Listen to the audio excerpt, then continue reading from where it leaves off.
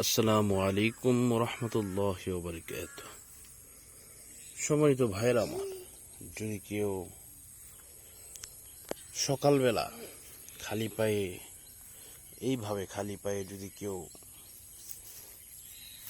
সকালবেলা হাঁটে, তাহলে তার 100 জটিল কঠিন রোগ হতে সে মুক্তি পায়। এটা আমার কোনো বানানো কথা নয়, এটা বড় বড় বিজ্ঞ ডাক্তারদের কথা। স্বয়ং রাসূল সাল্লাল্লাহু আলাইহি ওয়াসাল্লাম ইরশাদ করেছেন যে যদি কেউ সকালবেলা এইভাবে খালি পায়ে, ওয়ালাইকুম সালাম, যদি কেউ খালি পায়ে এইভাবে ঘাসের উপরে, সেই ঘাসটার উপরে থাকতে হবে শিশির অর্থাৎ কুয়াশার উপরে যদি কেউ হাঁটে, তাহলে তার 100 জটিল কঠিন রোগ হতে সে মুক্তি পাবে। তার কোনো সমস্যা হবে না, তার কোনো অসুবিধা হবে না। আরেকটা জিনিস আমরা সকলেই জানি, আল্লাহ রাসূল সাল্লাল্লাহু আলাইহি ওয়াসাল্লাম বলেছেন যে তোমরা ফজরের নামাজ পড়ে আর ঘুমাবে না। কি করবে না? আর ঘুমাবে না। তোমরা ওই সময় যদি ঘুমাও, তাহলে আল্লাহ পাক রিজিক কমায়া দেন। অর্থাৎ ফজর পরে ঘুমানো যাবে না, তাহলে আপনার আয়ুও কমে যাবে, রিজিকও কমে যাবে।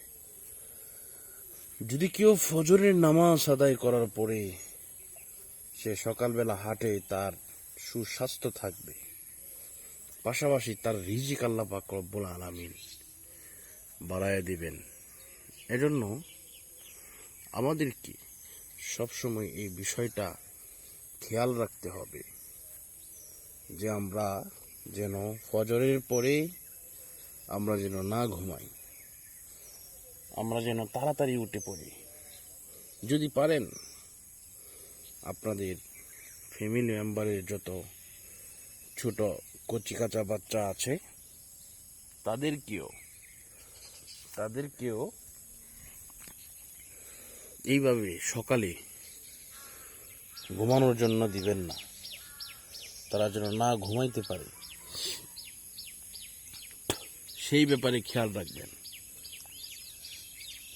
এরপরে আল্লাহ রাসূল সাল্লাল্লাহু আলাইহি ওয়াসাল্লাম বলেছেন, যদি কেউ এই 3টি কালাম ফজরের পরে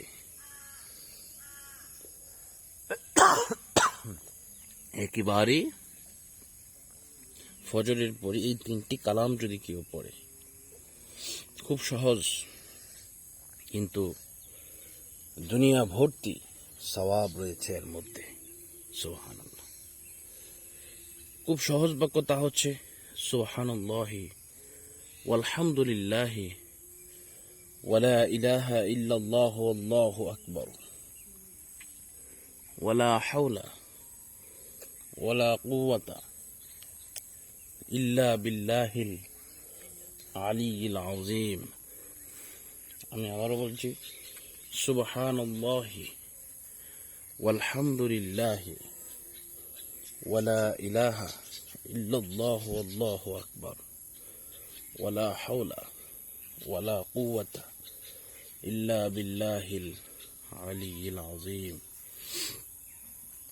এই শব্দগুলা যখন কোনো মুমিন ব্যক্তি পাঠ করে, তখন আল্লাহ পাক রব্বুল আলামিন তার আমলনামার মধ্যে সওয়াব দিয়া পরিপূর্ণ করে দেন।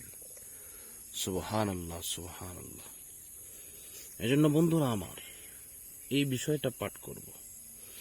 আরেকটা বিষয় হচ্ছে, আমরা দুনিয়াতে থেকে পাপে আমাদের জীবনটাকে একেবারে কঠিন থেকে কঠিন করে তুলি। কিন্তু আল্লাহ রাসূল বলেন যে যদি কেউ পাপ করে সেই পাপের ক্ষমাও রয়েছে, আল্লাহ পাক সেটা ক্ষমাও করে দেন। কিন্তু আপনাকে আমাকে চেষ্টা করতে হবে। আমরা যদি চেষ্টা করি অবশ্যই অবশ্যই আল্লাহ পাক রব্বুল আলামিন আমাদেরকে ক্ষমা করবেন। আমলটা হচ্ছে এই, যেটাকে ইস্তেগফার বলা হয়, যে ইস্তেগফার আমরা মুসলমান হিসাবে বেশি বেশি করা দরকার। স্বয়ং আল্লাহ রাসূল সাল্লাল্লাহু আলাইহি ওয়াসাল্লাম তিনি নিষ্পাপ মাসুম থাকার পরেও উনি দৈনিক মানে প্রত্যেক দিন 70 থেকে 100 বার পর্যন্ত তিনি ইস্তেগফার পড়েছেন, যেটা কেউ আর কোনো কিছুই আমাদের সাথে মিলবে না। ইস্তেগফার এভাবে পাঠ করেছেন, আপনি যদি না পারেন, কোনো কিছুই না পারেন, তাহলে শুধু পড়বেন আস্তাগফিরুল্লাহ, আর না হয় আপনি পড়বেন এইভাবে আস্তাগফিরুল্লাহ রাব্বি মিন কুল্লি যামবি ওয়া আতুবু ইলাইহি লা হাওলা ওয়ালা কুওয়াতা ইল্লা বিল্লাহিল আলিয়্যিল আযীম।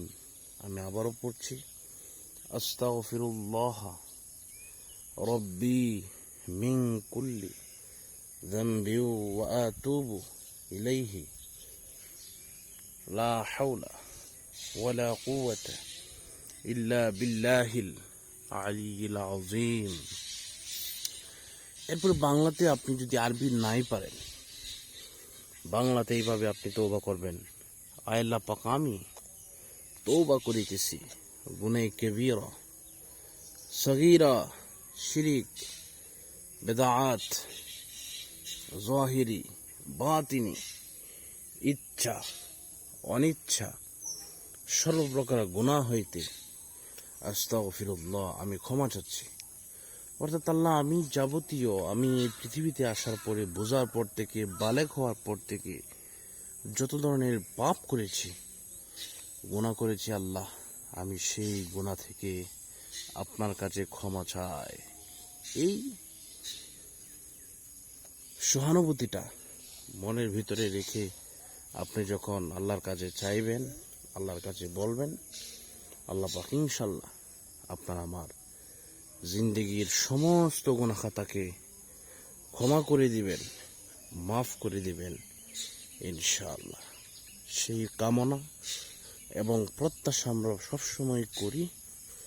আল্লাহ পাক যেন আমাদেরকে কবুল করুন, মঞ্জুর করুন, সেই কামনা করে আজকের মতো এই পর্যন্ত বিদায় নিচ্ছি। আগামী কোনো পর্বে সাক্ষাৎ হবে ইনশাআল্লাহ।